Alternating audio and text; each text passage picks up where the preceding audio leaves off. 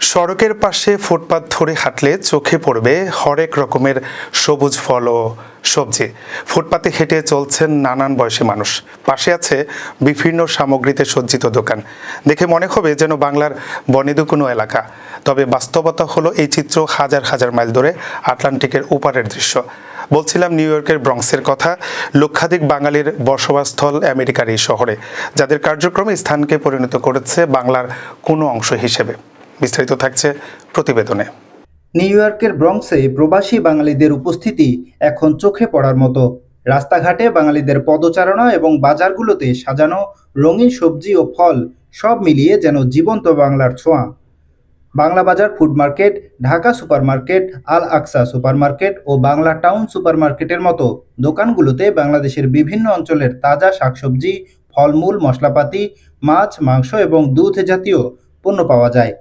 এসব বাজার শুধু কেনাকাটার কেন্দ্র নয়, প্রবাসী বাংলাদেশিদের জন্য সাংস্কৃতিক মিলনের স্থান হিসেবেও পরিচিত। ঐতিহ্যবাহী খলিল বিরিয়ানির সুবাসও মিলে এই অঞ্চলে। এছাড়া পার্কচেস্টার ফার্মেসি এবং গোল্ডেন প্যালেসের মতো প্রতিষ্ঠানগুলো আছে এই স্থানে, যেখান থেকে প্রতিনিয়ত সেবা নিচ্ছেন শত শত বাঙালি অবাঙালি। ব্যবসায়ীরা বলেন, বাংলাদেশি পণ্যের চাহিদা বৃদ্ধির সঙ্গে সঙ্গে আমাদের বাজারেও বৈচিত্র্য এবং সরবরাহ উল্লেখযোগ্যভাবে বেড়েছে। এখানকার প্রবাসীরা শুধুমাত্র কেনাকাটার জন্যই আসছেন না, তারা দেশের স্বাদ ও সংস্কৃতির সাথে সংযুক্ত থাকতে চাচ্ছেন।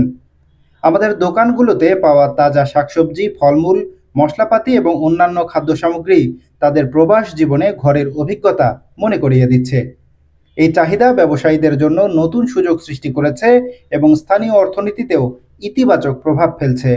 ফলে আমরা আরও তাজা পণ্য সরবরাহ করতে পারি এবং আমাদের গ্রাহকরা দেশের স্বাদ বজায় রাখতে সক্ষম হচ্ছেন।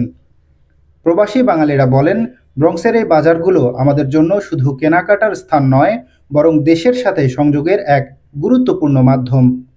এখানে আমরা তাজা শাকসবজি, ফলমূল, মাছ ও মাংস কিনে পরিবারের জন্য দেশীয় স্বাদ বজায় রাখতে পারি। এছাড়াও বাজারগুলো আমাদের সংস্কৃতি ও ঐতিহ্যের সঙ্গে নতুন প্রজন্মকে পরিচয় করিয়ে দেওয়ার সুযোগ তৈরি করছে। প্রতিটি দোকান আমাদের ঘরের স্বাদ মনে করিয়ে দেয় এবং প্রবাস জীবনের একাকিত্ব কিছুটা কমিয়ে আনে। 1970 ও 80-এর দশকে বাংলাদেশের স্বাধীনতার পর প্রথম বাঙালি শ্রমিক ও শিক্ষার্থীরা ব্রঙ্কসে আসে। মূলত খুচরা বাণিজ্য, রেস্তোরাঁ ও হোটেল শিল্পে কাজ শুরু করেন তারা। এরপর 1990-এর দশক থেকে পরিবার সহ স্থানান্তর বৃদ্ধি পায় এবং এ অঞ্চলে ব্যবসা ও সাংস্কৃতিক প্রতিষ্ঠান গড়ে ওঠে। বর্তমানে ব্রঙ্কসে প্রায় 30টির বেশি বাংলাদেশি সুপারমার্কেট, রেস্তোরাঁ এবং কমিউনিটি সেন্টার কার্যক্রম চালাচ্ছে। ব্রঙ্কসে বেশ কিছু বাংলাদেশি সাংস্কৃতিক ও ধর্মীয় সংগঠন রয়েছে। এরা বাংলাদেশি উৎসব, ধর্মীয় অনুষ্ঠান এবং সাংস্কৃতিক কার্যক্রমের আয়োজন করে থাকে। ঈদ, বাংলা নববর্ষ ও দুর্গাপূজা উপলক্ষে ব্রঙ্কসের রাস্তাঘাট প্রাণবন্ত হয়ে ওঠে।